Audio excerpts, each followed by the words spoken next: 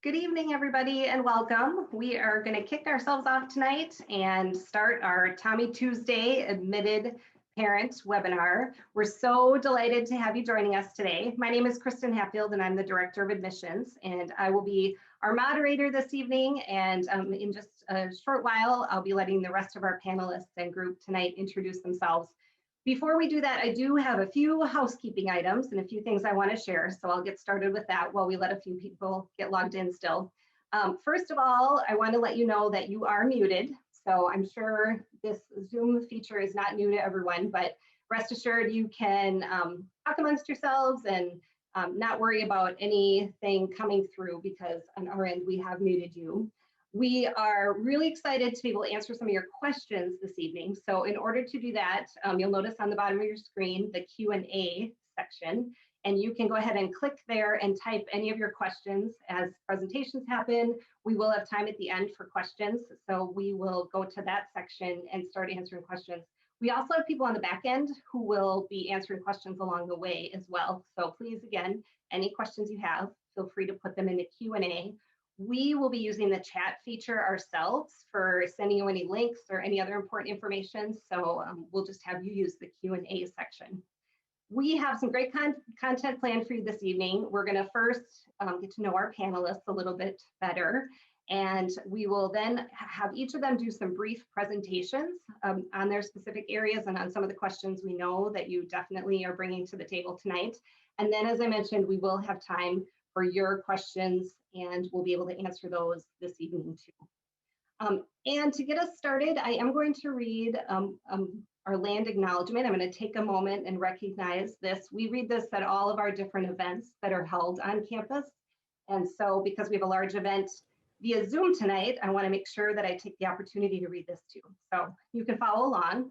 The University of St. Thomas occupies the ancestral and current homelands of the Dakota people, Minnesota Makoche. We also recognize the Ojibwe and Ho-Chunk, whose lands were colonized by the United States and are currently occupied by the state of Minnesota.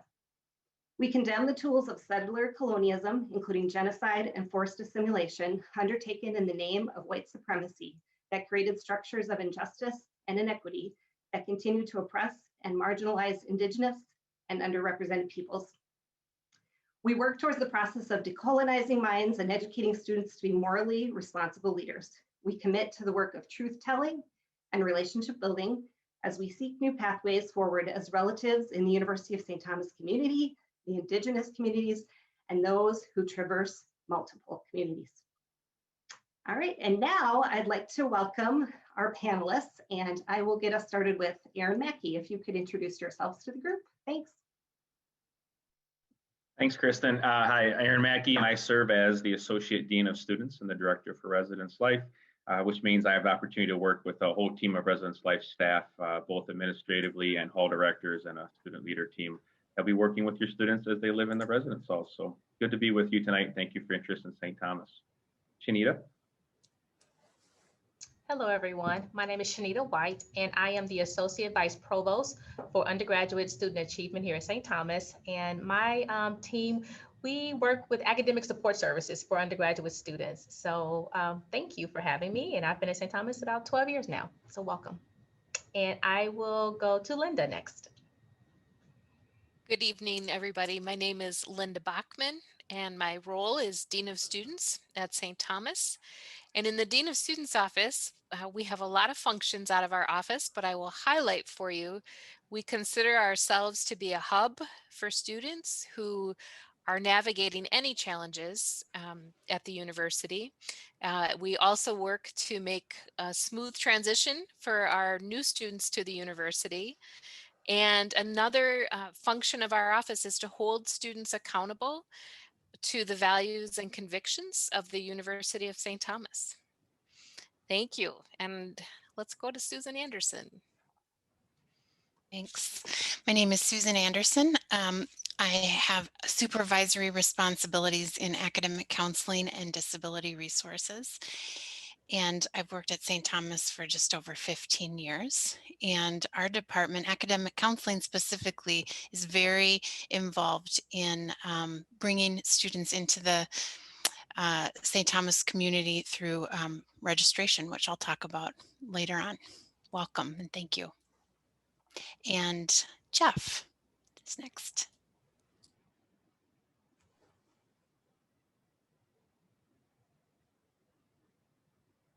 Are other people hearing Jeff? Oh, Jeff, it Oh, doesn't look sorry. like. There you go. Well, hello, everyone. I hit a button on my mic. My name is Jeff Holstein. I'm the Assistant Director in Campus Life in the Department of Campus Life. And under our umbrella, we see quite a few engagement opportunities for students. So we oversee clubs and organization, leadership development, STAR, which is our student programming board, our undergraduate student government, and campus-wide events for student-focused events. So that can include homecoming, Tommie Fest, and senior days. I'll go ahead and popcorn Father Blake. All right, thanks, Jeff. I'm Father Blake, the University Chaplain and Director of Campus Ministry here at the University of St. Thomas, and it's wonderful to be with you tonight. In our office, we work to provide spiritual care and support for all of our students, and that involves a wide array of programming throughout the year. I'll say more about that as we get into our slides, but it's wonderful to be here, and I'll go to Drew. Father, I think Drew's working in the back scene, behind the scenes here. So okay. I'll jump in because I think I'm the last of the panel. All right, Josh. The last shall be first, right, Father? My name is Josh Hengemule. I serve as Assistant Dean of Students. One of my roles is coordinating our orientation programs for incoming students and the transition experiences there. I also work with students who live off campus and our veteran students. I'm really excited to talk with you all tonight. All right, thank you all. And as I mentioned, I'm Kristen Hatfield, your moderator for this evening, Director of Admissions. So I work with the team that has been working with your students throughout the whole process since they've started their application to now when they're making their final decisions. So we're so excited. This is one of our favorite times of the year as we watch this class come through and start to move on to what it's going to be like to be an actual Tommie. And I'm especially excited this year because I have a senior in high school who's going to be a Tommie next year. So I'm one of you as a current parent. So we are thrilled to be welcoming the class of 2025. Let's get started with our presentation piece. Josh, you are first up. So we will move right in and let you share what you have to talk about. Absolutely. No pressure on the orientation programs now, Kristen, with your child coming through. I just wanted to give a quick overview for all of you about what our orientation and transition programs will look like for students this year. We're planning a kind of a hybrid approach. It's really important to us at St. Thomas to try to create those in-person connection opportunities.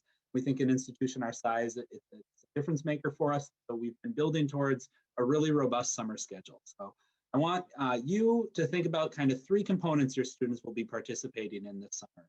The first is a new student orientation course in Canvas. Canvas is our online learning module. It is an online course, a structure that they'll use in all of their classes and when they come here at St. Thomas. That course will open for confirmed students on May 4th. We'll send an invite to their St. Thomas email. I want to emphasize that because starting that date, that's the email we're going to use to communicate with our incoming Tommie students. So make sure your student gets that set up. That course will cover a wide range of topics throughout the summer. We'll open little bits at a time. It's not something a student should ever sit down and do all at once. There's a lot of different pieces that we'll stagger out through the summer at the times that are most relevant for the student. And then that leads into our summer orientation and registration and events. This year, we're focusing those events really hard on the fall registration and fall semester academics.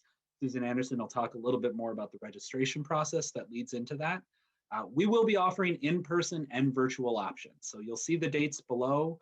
When you go to sign up on May 4th or just after, your student will see which options are in person and which are virtual and what the schedule for those days look like. We're offering multiple sessions on each day of about 50 students per session. Given the current climate around COVID, we're limiting students to one guest per student at this time. Control our capacities and our crowd flow.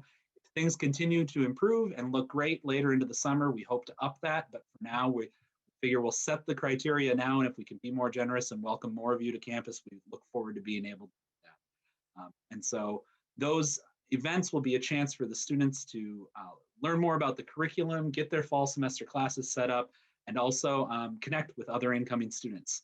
And then after they attend one of those programs, either in person or virtually, the Canvas course will move to a smaller section where they will be in a smaller section with students they connected with at orientation. So they'll be in smaller groups, continue building on those connections that they made that day at the event.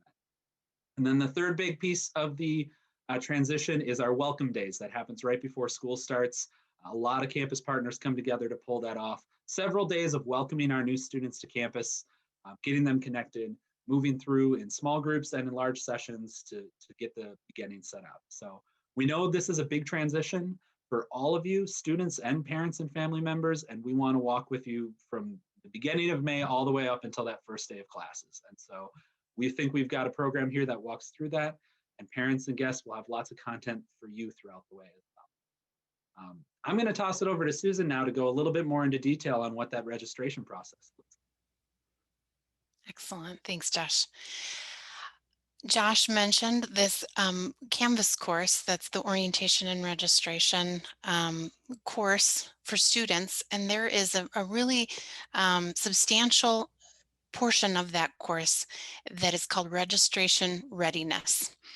And that course, I just want to let you know that module will lead students step by step through everything that they need to do to get registered for fall classes. So I will not go into all of those details now because there's a lot of them, but I want to let you know that we will ask students to take placement exams, and we personalize those instructions for all of our students. So some students might not need to take any. Some students will need to take a few of them, and that's based on things we know about them when they come through the admissions process.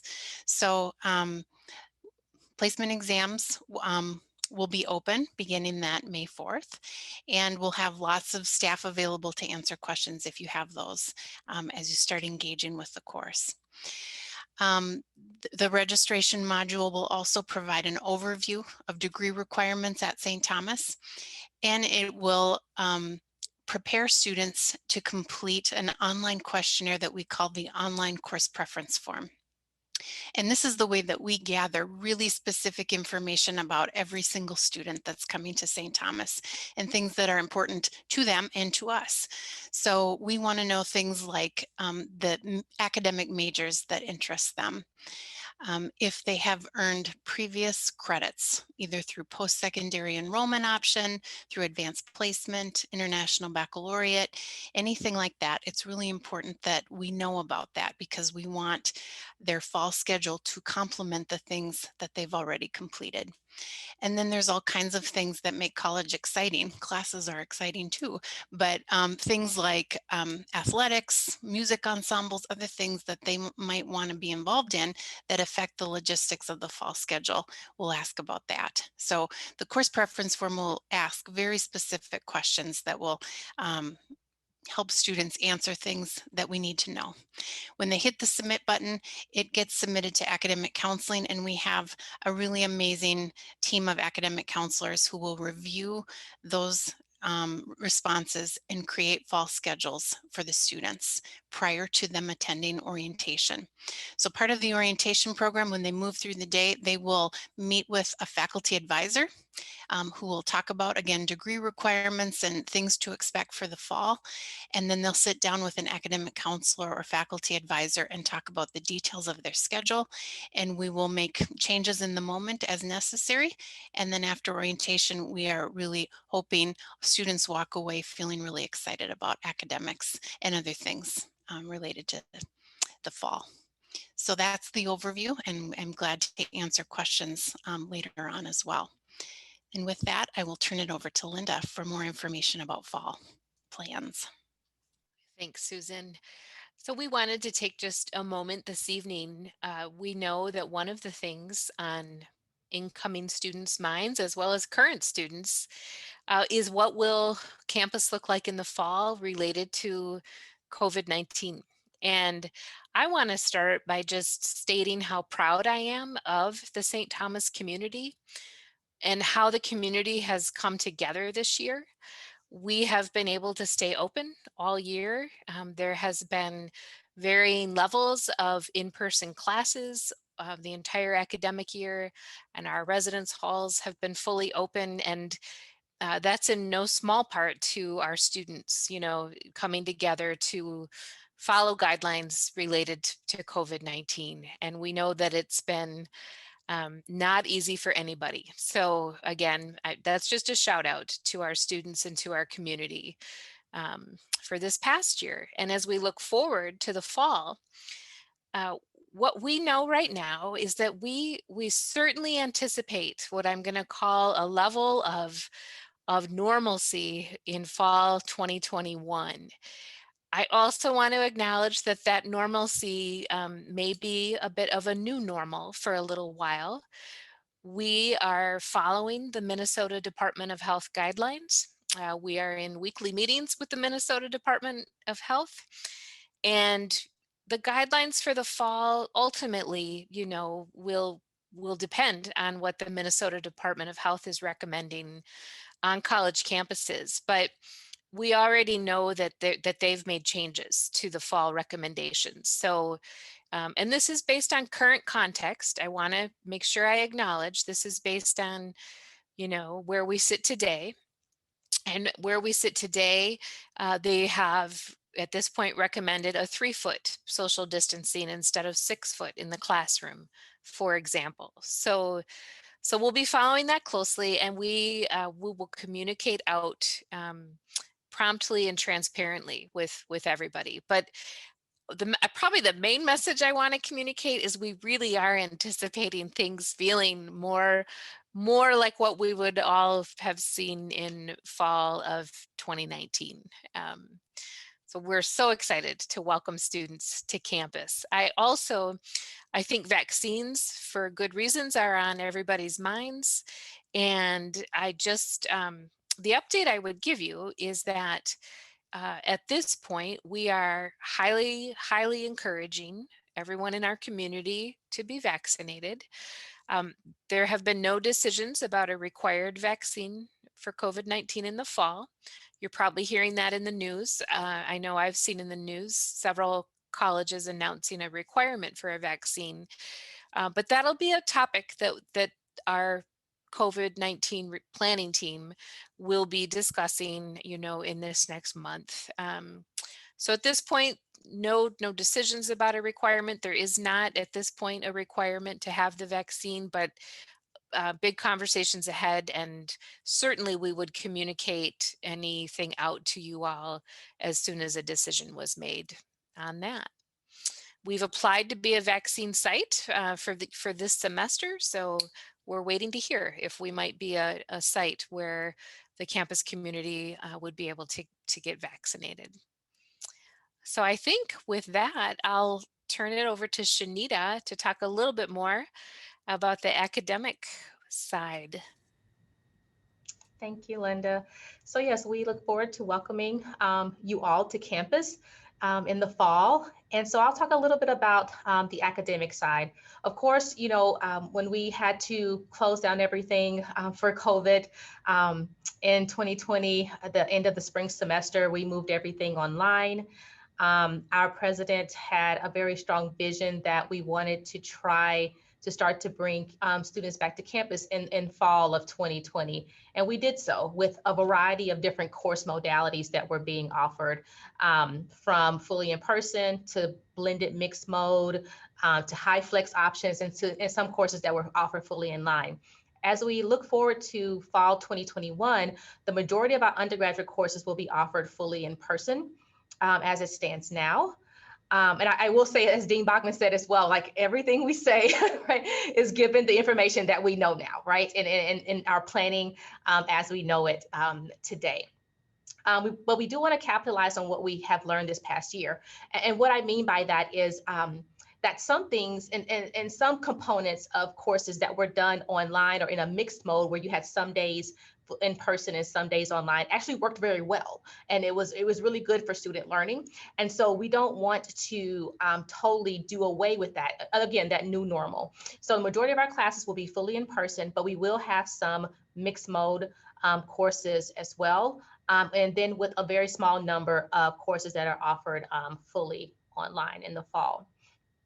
And then the last point I was going to make is right now, again, we're thinking 3 foot as our distancing. Of course, we don't know if that would change in any way, positively or negatively, but always following MDH guidelines. But if we are to stay at the 3 foot distancing, we anticipate being very close to our pre-pandemic numbers in terms of classroom occupancy and getting up to those numbers. So we're going to be on campus, majority fully in person in the fall. And again, we look forward to welcoming you all to campus. And I'll open to any questions when we get to that time in the presentation. So next I will hand it off to Jeff and Campus Life. Hello, everyone. Again, Jeff Holstein. So once again, I mentioned that Campus Life has an umbrella of ways for students to engage on our campus and get connected. For one of the major tools for students to find connections or get engaged is using Tommie Link. If you ever go online, the link is stthomas.edu/TommieLink. That's Tommie with an IE, of course.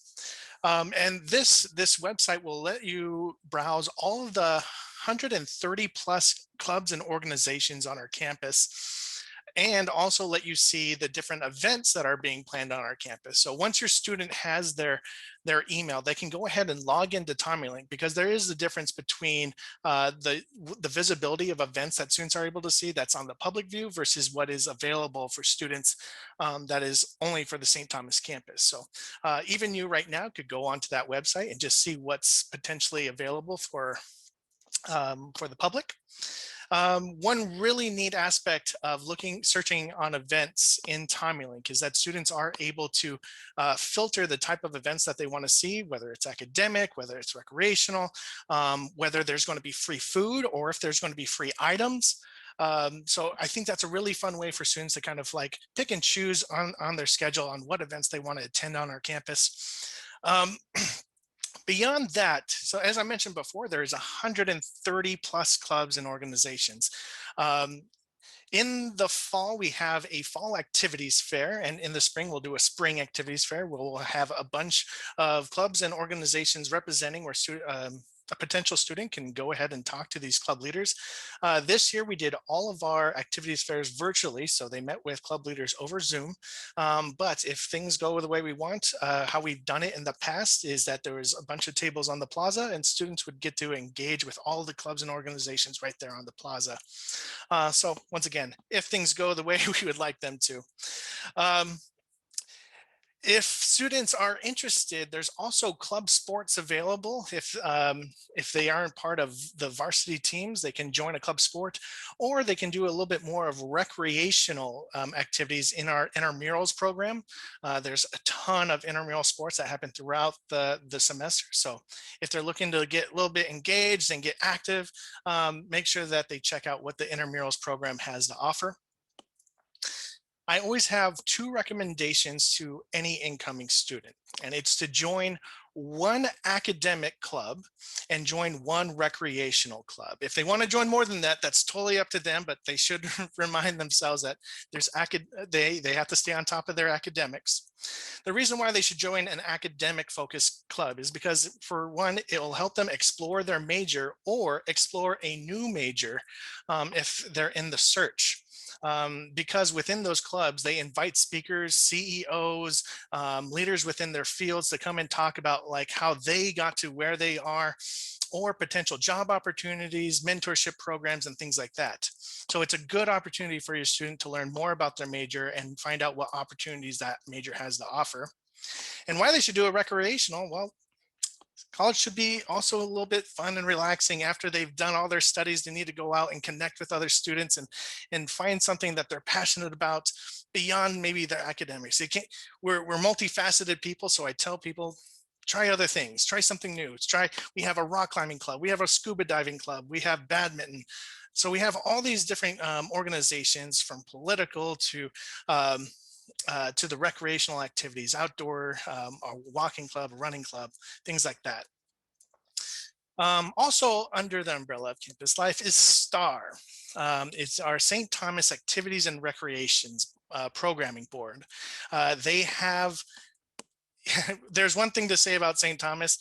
Your student will have something to do almost every day on campus. STAR focuses a lot of their programming during Thursdays through the weekend. But with like clubs and organizations, there's always something to do. So always make sure that, like, if they're telling you, Mom, Dad, there's nothing to do, well, tell them to check out Tommie Link, because there is something there on that day for them to do. But STAR, the programming board, has Thursday Night Live, where they invite a musician to come in and do kind of a coffee house vibe event where they can kind of study or hang out with friends. Typically there would be food at that event as well, so they can just hang out and eat.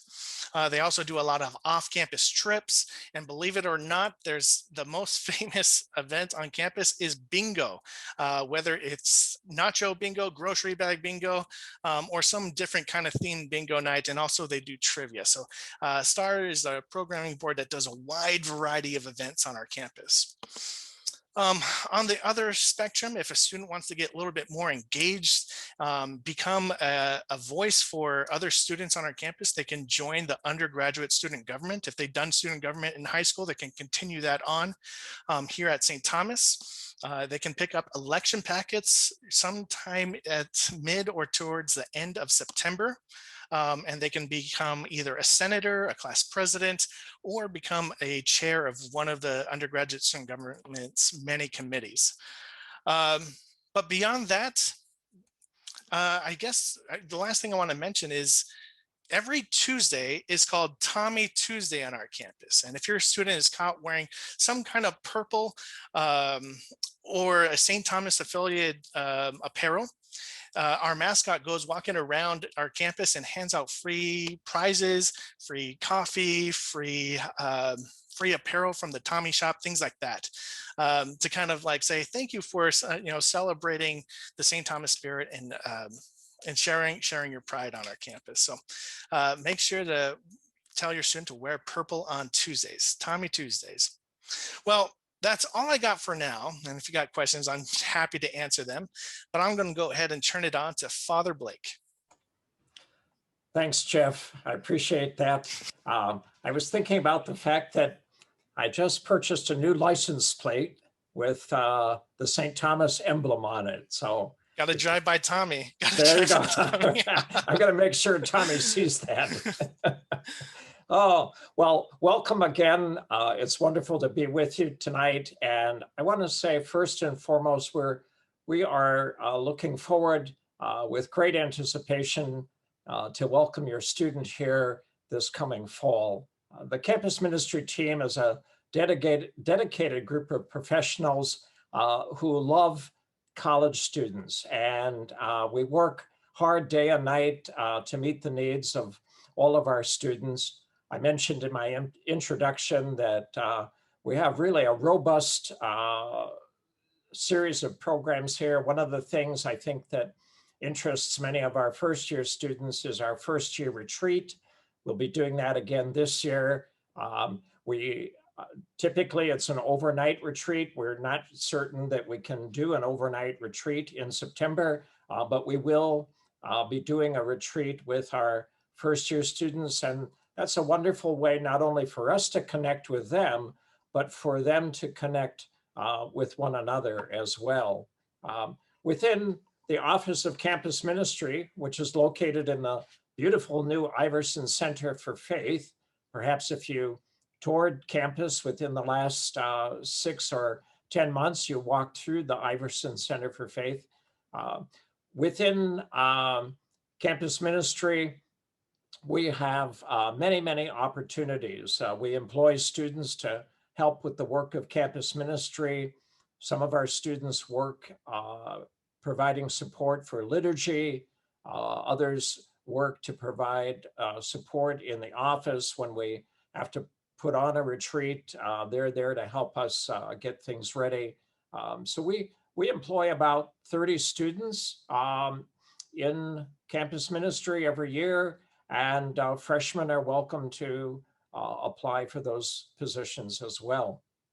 I also want to say that we have a very diverse office, which might surprise some of you thinking about the University of St. Thomas, but we are deeply committed to the notion that a Catholic university needs to be able to provide spiritual care for all of its students. So we do have on staff, in addition to our other two priests and myself, we have a Jewish rabbi who works for us part-time. We have a Muslim faith leader who works with our Muslim students, and we have a Protestant pastor who reaches out to our Christian students who are not Catholic. And all of these people are part of the campus ministry office. And I also want to say that while they work with their particular faith group, we also do a lot of work together as well. One of the things that I was thinking about today that I look forward to doing again this fall is we featured a night with the help of Residence Life. We featured a night in one of the dorms where we had our rabbi and our Muslim leader, our Protestant chaplain, and myself, and we simply fielded questions from the students about, okay, well, what does it mean? What does it mean to be Jewish? What's Passover like? Tell me more about what Muslim people believe. And it was a wonderful exchange among ourselves as chaplains and among our students as well. We have, of course, many opportunities for faith experiences and for worship. During the school year, the chapel is open for Mass 3 days a week, Monday through Friday, and then 2 times on the weekend, 5:30 on Saturday night, 11 o'clock on Sunday morning. And we also have a very popular last chance Mass that many of our students like to head on over to at about 9 o'clock on Sunday evening. So once again, welcome. I look forward to welcoming your student here to the University of St. Thomas and to campus ministry. And now I want to turn it over to Aaron Mackey in Residence Life. Thank you, Father. Appreciate it. Welcome, everyone. And let me start by thanking you as parents for your interest in this institution for St. Thomas, and especially for your students' interest in being part of this process with us and being on the Zoom here tonight. We have already started interacting with many of your students. For those who have completed their $400 confirming deposit, that has kickstarted your process and has continued your journey into housing at St. Thomas. They have received information about our housing preference form with instructions to do that online, along with a brochure and a letter from myself. And we've had continued correspondence with your students already, and we're excited about that. Many of them have called, they've had questions, looked for details, and we love getting to know your students even before they arrive to campus. So please continue to encourage them to complete that housing preference form and to continue reaching out to us if they have questions. For our families on this Zoom here who have not submitted that $400 confirming deposit yet, there is still time, and we would love to see you submit it so that we can also begin interacting with you and your students too, and starting to learn more about what they want out of their courses and out of their housing, and that $400 deposit starts all of that. If for some reason you choose that St. Thomas is not the school for you and you cancel with us by May 1, you get that $400 back. But by putting that in, though, it does let you continue this journey and really begin the process of giving us preference information, which is really valuable to us and is important to your students. So wanted to mention that. Regardless of where you're currently at right now in this process here on April 6th, we're very excited to see all of you come next fall. We have a robust residency culture waiting for your students. We have a lot of student leaders, 80 student leaders, and we have hall directors and administrative staff all waiting for you, a wonderful team ready to engage with your students. We have community event boards of student volunteers. We have student employees. We just have a whole team of people really looking forward to working with your student on campus as they live with us in their first and second years and possibly longer on campus. We also have what you would call the Tommie Advantage, which is it's an opportunity for us to engage your student in learning outside of the classroom. So this is a program that both supports and complements all the in-class learning that they are going to receive. And this is just a great way for us to interact with your students and really help them learn comprehensively on campus, both inside and outside of the classroom. And then, of course, we partner all across the university to really provide that comprehensive experience. While your students living on campus, it's a home away from home. It's an entire experience, and it's a new experience for most of our students living in community. So we want to make sure we're partnering across the campus to support your student and to make sure that we're doing everything we can to help their journey on their campus, whether that's a 3 or 4 or 5 year journey, whatever it might be very fulfilling for them. And so again, thank you very much for your interest in St. Thomas. We love that we've worked with many of your students already here during this process, and we look forward to working with you more. Kristen, I think this might be a good opportunity to move to a question and answer. Yes, definitely. All right. Thank you all so much for your presentations. And I've been watching the questions come in, and some of them we've been answering already, but now, as noted, we have some time before 6 o'clock for answering more questions, and we can talk through those together. So I see you're all understanding that the Q&A section is the place to put those. Thank you very much. And we will just start working through them and directing them. And if anyone wants to jump in after I've assigned somebody a question, please feel free to do that. Let's start a little bit with some of the placement test questions, because I saw those coming in at first. And Susan, a couple of the questions that were coming through, if you just want to maybe reiterate what you've been answering and talking about a little bit. Yeah. Surprised by placement testing. Yeah, really good questions. Test optional, but yeah, I think you see them. Go ahead. The questions always, remind me what I should have said, which here it is. So thank you for those questions. And there's placement exams offered in 4 areas: math, English, chemistry, and world languages, and that's all. So, and they're offered online. And when I said they would be personalized, for example, some students who have submitted information through the admissions process that allows us to know, they are eligible for a math course that is appropriate for the major they're interested in. We don't need additional testing. For other scenarios, our math department offers, just as an example, a math exam that helps us know, the past kind of knowledge that they have, and that we can then recommend the course that they're most ready for and will be most successful in. And so, so anyway, I should have clarified that it's only in 4 areas. And so some students may need to take up to 3 or 4 exams. Some students may not need to take any. And again, it's kind of based on information we already know about them.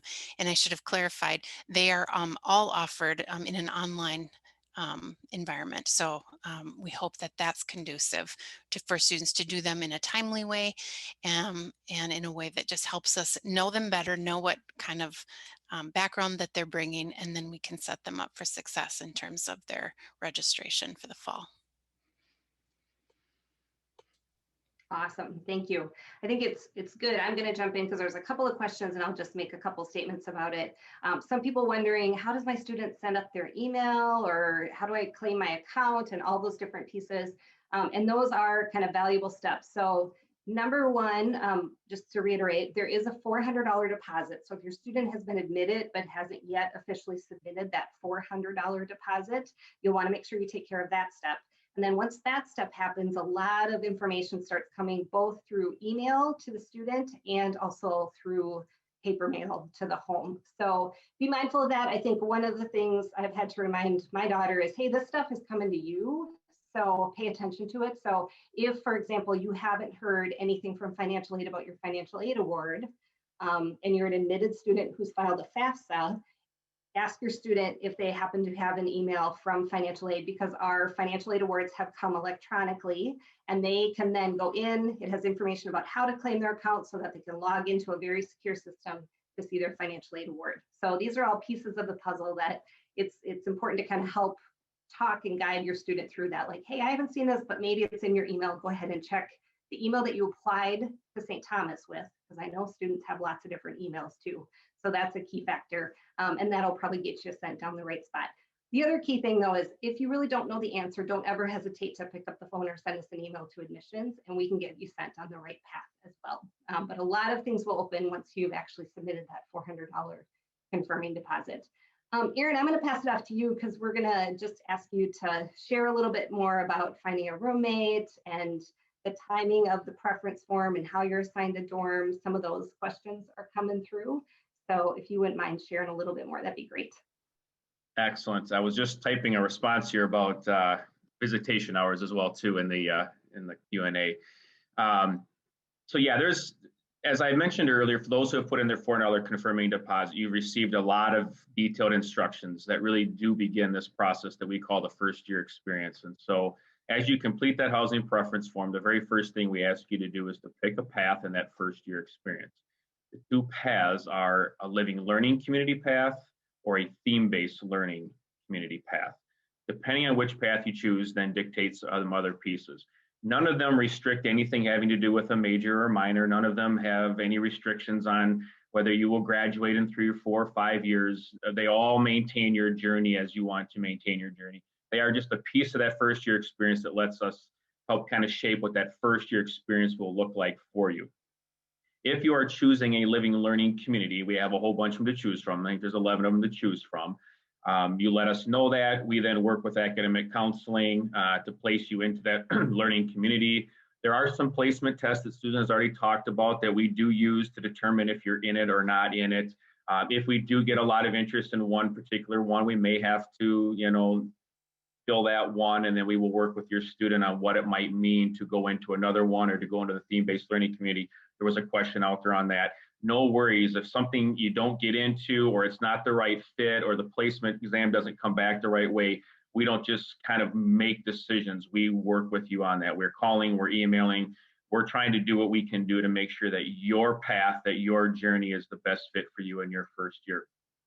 And then we will house you in the location of that living learning community. So as you work that preference, we have determined where those learning communities are, and that's the hall then, and that's the floor, and that's the community that you'll be living with. So you'll be living with students or in courses with you, and then sitting in that same hall. Our theme-based learning community, if you choose that path, there's a whole process to that as well too. Our theme-based learning community students also live together, not by their themes, but more generally. So they live in different areas of the different halls. So that's how housing and this first year experience and the course preference all work together. And that's why I mentioned that confirming deposit is an important piece to really continuing that journey and starting that course preference process, starting that housing process. And then we work with you all through April and May and June and July to solidify all those pieces so that you can get the courses that you want. And then we send out the housing assignments after all that is done at the end of July, once those things are complete. For those who are in the TBLC path, you do have choice of halls in terms of preferencing. So when you do get that preference form, you'll see that we ask you to rank halls. So you can go out to our website now, and we have videos of all of our halls out there so you can see them. So if you can't get to campus or you don't want to come to campus in person, we do have a virtual way for you to experience our residence halls. If you do want to come to campus, we're getting into some of those spaces. So you can take a look at what those halls are. We have invested heavily in our residence halls here in the last couple of years, and we'll continue to do so. We're really super proud of that. We have built 2 new halls, Tommie North and Tommie East. Tommie North also has a brand new dining facility inside of it. So when our new dining facilities came in with the Anderson Student Center some 10 years ago now, which is a tremendous investment for our campus, which makes those not that old. Those are also very much new. We've even gone a step further and brought in a new dining facility with the North Sider and a new residence hall. We've also give Ireland Hall a renovation. Some of you on the call might be familiar with Ireland if you came to St. Thomas in the past, depending, or previous siblings. Ireland got a renovation. The next academic year, also renovating Brady and Dowling Hall. So whatever hall you're preferencing or choosing or end up getting assigned to, just know that they're great spaces on campus. Our campus is a very close, convenient, tight-knit space, very close to dining, close to our athletics, close to music, close to all the academic offerings we have. And so it's very easy to get around campus no matter where you end up living. Thanks, Kristen. All right, thank you very much. And there's a couple of notes in our questions too. And so I am going to point this out that the booklet that your student received did have some of the LLCs that are now different.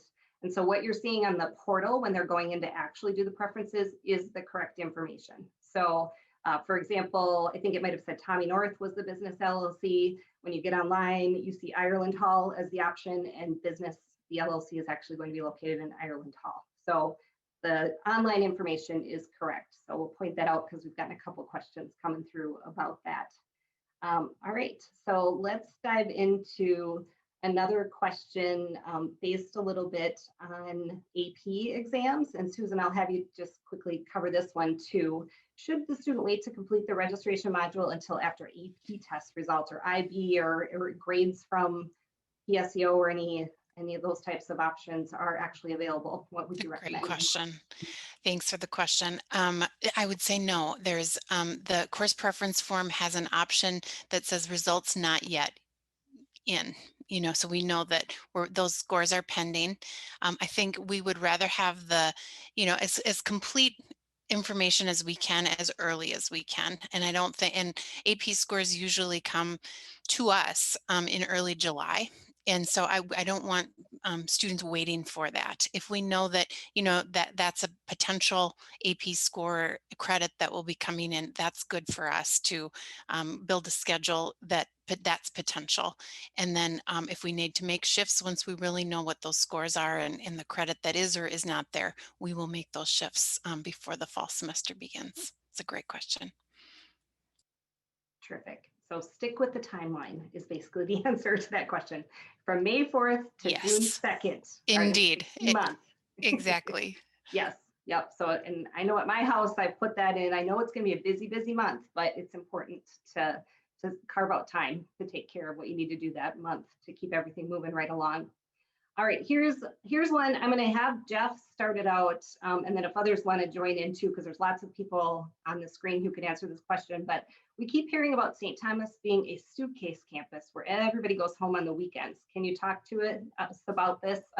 It's a number one concern for a lot of people. So Jeff, I'll let you start. Yes, it's something I've heard too, but I wouldn't necessarily say that there's nothing for students to do on campus, so they have to go home. As I had mentioned before, there are tons of opportunities on our campus that students can go off campus on excursions with their friends that are hosted from STAR to help it. Like if you're from out of state, these programs are great for your student to explore the cities. They've gone to the Mall of America in the in Nickelodeon universe. They've gone tubing. They've gone to different putt-putt mini golf, areas around town, gone to a lot of museums, art installations, places like that to kind of explore the cities. And as I mentioned before, there's constantly something happening with clubs and organizations as well beyond the programming that our office does. And so there's a lot of cultural dinners that end up happening. Sometimes there's just bonding events that end up happening over the weekend. And a lot of clubs have explored doing this on Zoom during now, but especially this semester, they've really opened up with trying to do in-person events, obviously following the COVID guidelines, but there's always something to do on our campus. So I can't necessarily say if the student wants to go home on the weekend, they certainly can, but we encourage them to try to stay on campus, get connected with some of the students within their own social groups, within their clubs, maybe within their LLCs, and trying to find something to do here on our campus because we're located in a great spot. Plus there's the busing system that will take them straight to the cities right in the major area. And so and then there's I believe we have is there a bike sharing program? I believe there's something like that. If they wanted to borrow a bike on our campus, they might be able to do that as well. And so if not, there's always the electric scooters that are around our campus too, if they want to take a ride, but no endorsements there. Kristen, I'm just going to do a quick add-on. I would echo everything Jeff said. And Also just want to highlight the new energy that we expect on campus as we go Division I, that we know that also will impact our weekends and the robustness of what's happening on the weekends on campus, as well as our residency requirement in the residence halls. And so we also have some new cultural things coming to campus that we know will also play a role. So wanted to highlight those. All right, terrific. Thank you all. Josh, I'm going to have you answer this question because I think you probably get it quite a bit through the orientation process. We've got one about on-campus jobs and when students apply for that and kind of those next steps. Sure. We actually will have a module in the Canvas course that covers student employment. It's not something students need to start pursuing now. Folks won't even be posting fall employment jobs until probably late July or August. So I would say that's when things will start to pick up. I'd recommend work on a resume. Even if they don't have a whole lot of experience, it's a good thing to, get a little help with and have a parent maybe help your student out to get something up and running, because that's typically something students need to apply for jobs. There's a jobs board that hosts all student employment sites or postings, and incoming students can start applying for those as soon as they're posted this summer. And again, within the Canvas course, incoming students will walk through. We'll have a component later in the summer that kind of walks through that again. But I would say look for it late in the summer. And I should add that our Career Center has resume building workshops if they don't know how to build one on their own. All right, terrific. Thank you.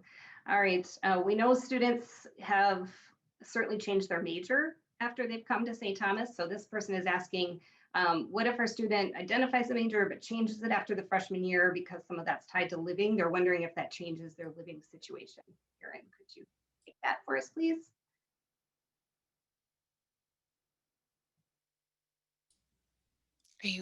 Would you like me to answer that, or it's about how the housing is tied to enrollment and majors? Erin, Kirsten, I'm sorry, we didn't hear who you called on. Erin? Oh, yep. I didn't hear it either. I'm sorry, Chris. No worries. I was typing an answer over here in the Q&A about LLCs and TBLCs. So is it a connection to the housing assignment and your path of LLC, TBLC, or? Yeah, if you change your major, there's concern since some of it's tied to a major a student might do.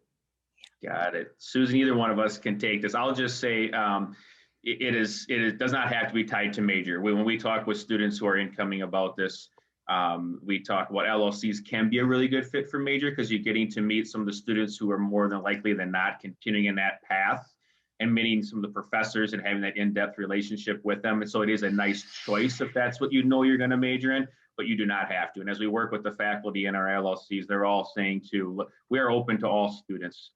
We know a lot of our students don't know what major they want, or they might have 2 or 3 or 4 they're tossing around. We're really just looking for that first year to be a really great experience for them, engagement-wise and learning-wise. And they still have lots of opportunity to adjust their major or their minor as they go through it. I will agree all of that. And then I would say, there are some, if someone is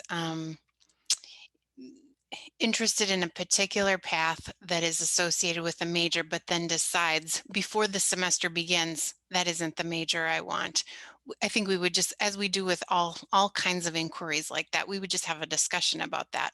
Okay, what we would talk through that a little bit more. What does that mean for your housing? Is the housing then the best fit? The living learning communities are set up for students that are enrolled in the same class because they have, both in class and outside of class activities associated with that. So if someone changes their mind about that before the semester even begins, we would want to consider what the options are.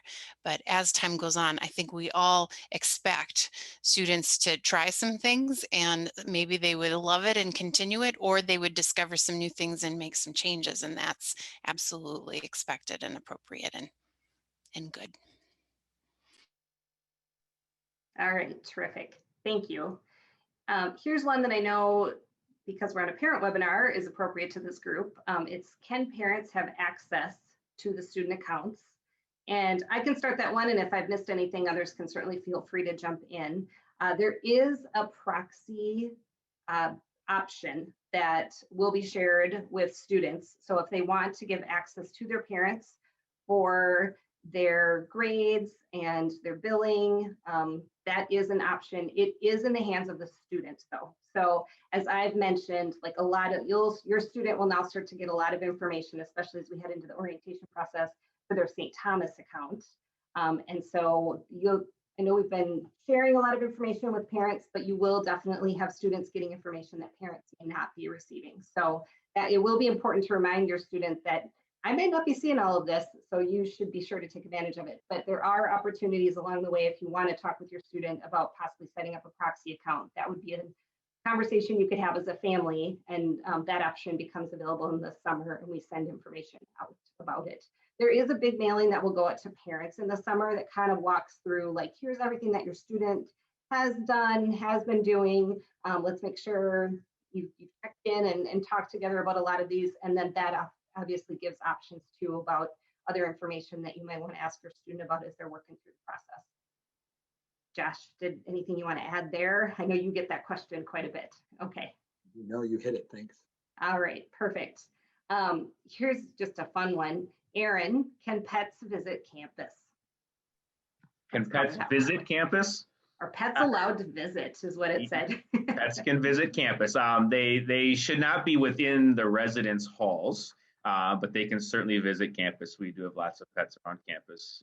We do say leashes are required on our campuses. They do in most places, but no, we do love pets. I do have 2 large golden retrievers, both 75 pounds. I have not brought them to campus yet. They love people just a little too much, so I'm a little worried about them greeting people by jumping on them, but pets are welcome. All right, perfect. Thank you very much. So there's a few questions too about the honors program and that whole process. I'm thinking I might be the best person to answer this. Unmute if I'm incorrect, but yes, if your student was invited to apply to the Aquinas Scholars Honors Program, they will be and are reviewing applications, and the student will hear prior to the May 1st confirmation deadline.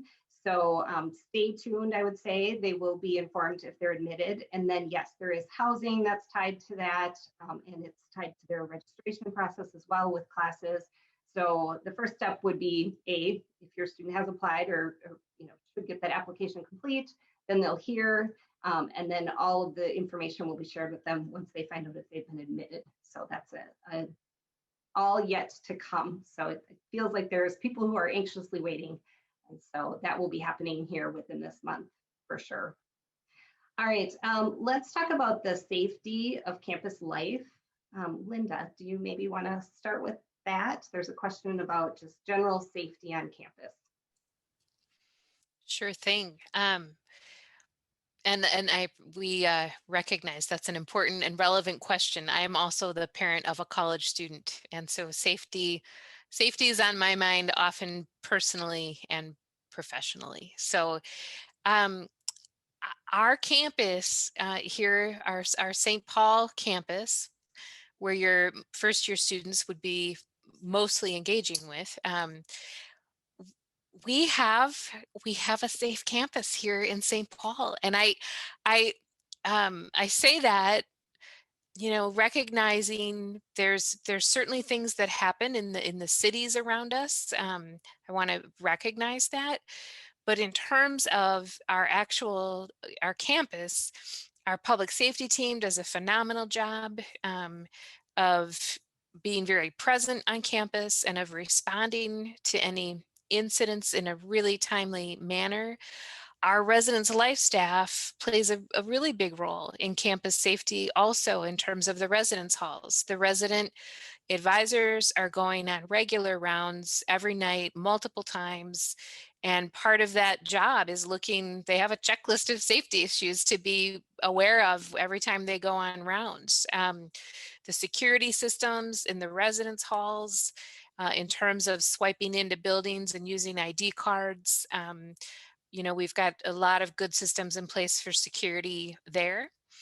So, and we also always are encouraging students to be mindful of safety practices like if you're going to go somewhere, particularly in the evening, and you're walking somewhere, go with a friend or two or three. Don't walk home alone in the evening from anywhere, a restaurant, a coffee shop. We're giving those messages, and they're important messages. They're really important messages because they matter. So that's, I mean, that I would welcome anyone else to jump in to that safety question.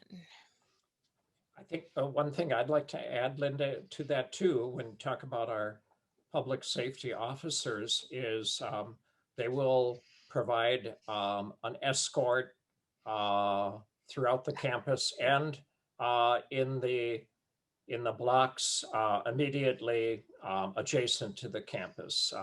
So anybody can ask for an escort at any time, day or night. Yeah, agreed. That's an important point. Thank you, Father. All right, thank you so much. That was great. And thank you so much for your questions. We are gonna wrap up here because we promised you an hour of great information today, but I wanna let you know that there are obviously lots of questions we didn't have the chance to get to today, but our admissions staff will be following up with everyone who asked a question tonight. So if you have asked a question, be rest assured you'll get an email or a phone call tomorrow with an answer. And I also want to encourage you to check out the additional resources on the events page. So when you logged into the webinar today, there was an events page out there. There's information about submitting your deposit. So please remember that May 1st is the deadline by which we'd like you to submit your deposit.